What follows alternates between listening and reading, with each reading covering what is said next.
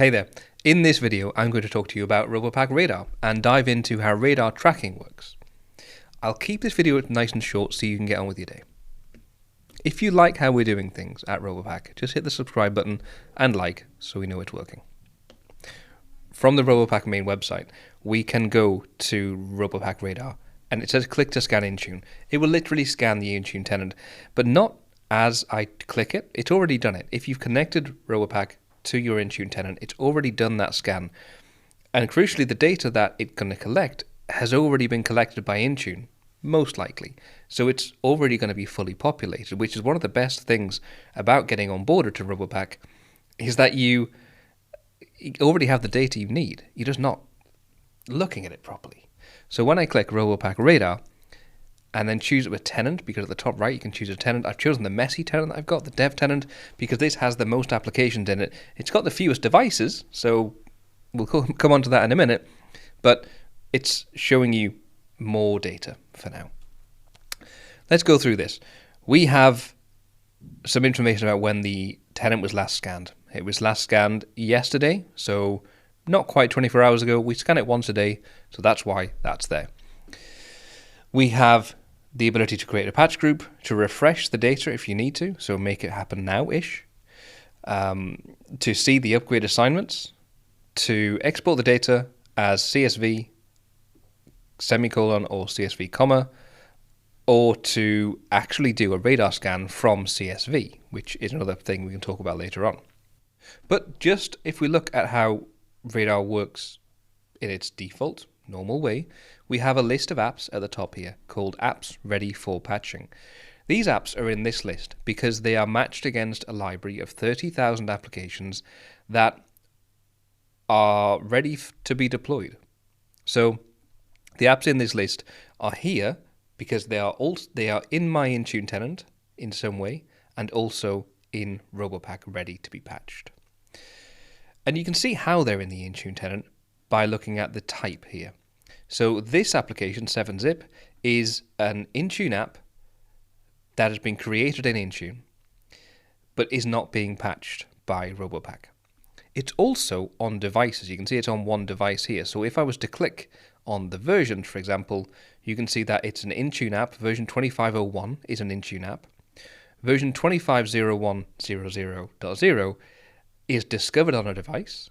And also 26 is an Intune app. So we've clearly not deployed 26 yet, or it's not been installed on any devices yet, but those are the three versions that we've got. These obviously are very similar versions, mathematically exactly the same version, technically not the same version when it comes to the tracking that we've got, but we're going to match them to the same application. That's why they're all grouped together under the heading of 7-Zip, because we know really if it's called 7-Zip or 7-Zip's 25.01 x64 edition or any combination of that, we kind of know it's the same app in most cases. So we're going to group it together and call it 7-Zip.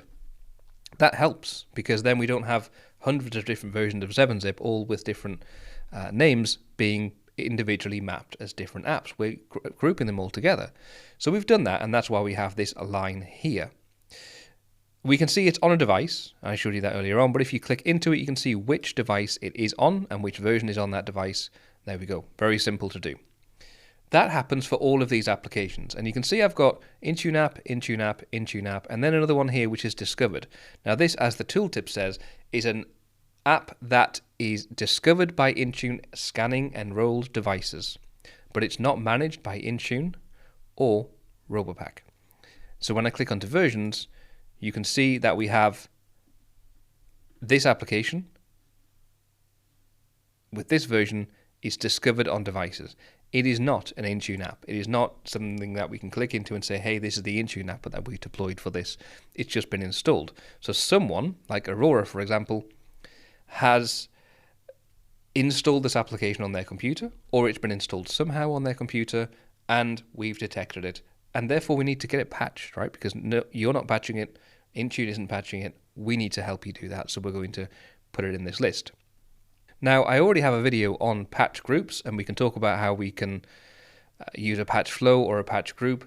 Take a look at that video if you want to see more about that. But the idea is that We've scanned the Intune tenant and found these applications that we can patch, and that's what this information is. We're gathering that from the tenant. When I scroll to the bottom, before I do, we have show existing Robopack apps. The idea is to remove as many applications from this list by patching them.